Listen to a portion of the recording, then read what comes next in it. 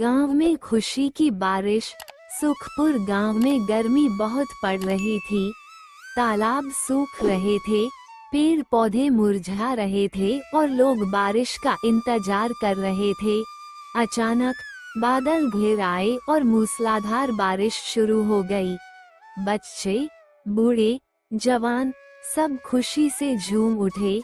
छोटे बच्चे कागज की नावें तैरा रहे थे तो किसान अपने खेतों को देखकर प्रसन्न हो रहे थे। गांव के 4 दोस्त राजू, मोनू, पिंकी और छोटू भी बहुत खुश थे। वे अपनी छत से बारिश का मजा ले रहे थे। राजू बोला, ये हुई ना बात, अब खेतों में फसल अच्छी होगी। पिंकी हंसकर बोली, और हम खूब खेलेंगे। लेकिन उन्हें क्या पता था कि यह बारिश जल्द ही एक बड़ी मुसीबत बनने वाली है।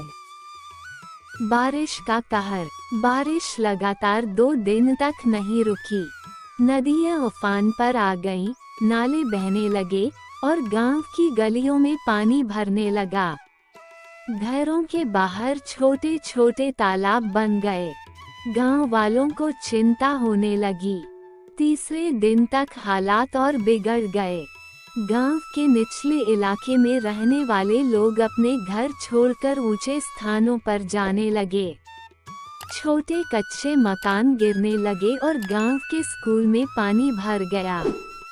मोनू बोला, अगर बारिश और हुई तो पूरा गांव डूब जाएगा।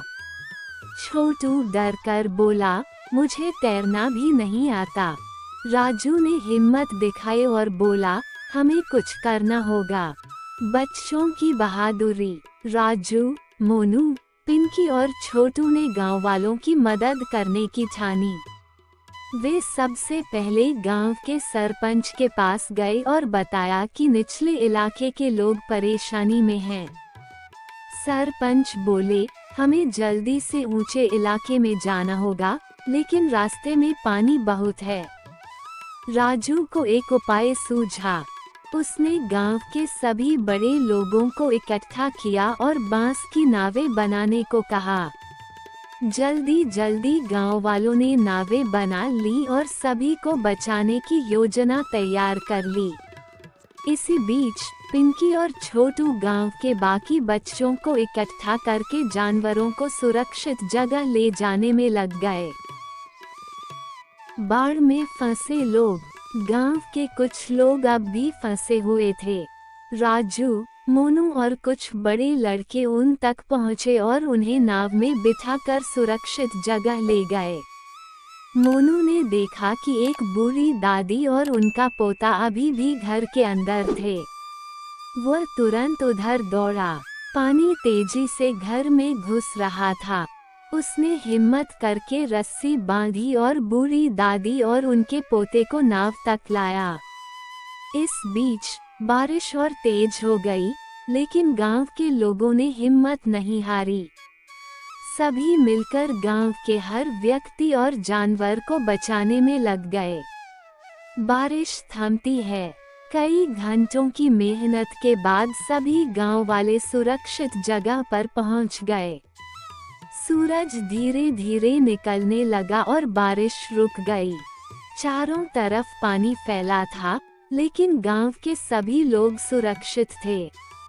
गांव वालों ने राजू, मोनू, पिंकी और छोटू की बहादुरी की खूब तारीफ की। सरपंच ने घोषणा की, इन चारों बच्चों ने जो किया वह काबिले तारीफ है। हमें इनसे सीख लेनी चाहिए कि मुसीबत के समय डरना नहीं चाहिए, बल्कि मिलकर उसका सामना करना चाहिए। अंततः हिम्मत और एकता की जीत। गांव के लोग धीरे धीरे अपने घरों को लौटने लगे। बारिश ने उन्हें सिखाया कि मुश्किलें चाहे कितनी भी बड़ी क्यों न हो, अगर हम एक दूसरे की मदद करें तो हर मुसीबत को हराया जा सकता है। राजू, मोनू, पिंकी और छोटू फिर से मुस्कुराने लगे। वे जानते थे कि उन्होंने जो किया वह सिर्फ अपने गांव के लिए ही नहीं, बल्कि सभी के लिए एक सीख थी। हिम्मत और एकता से हर मुश्किल पार की जा सकती है।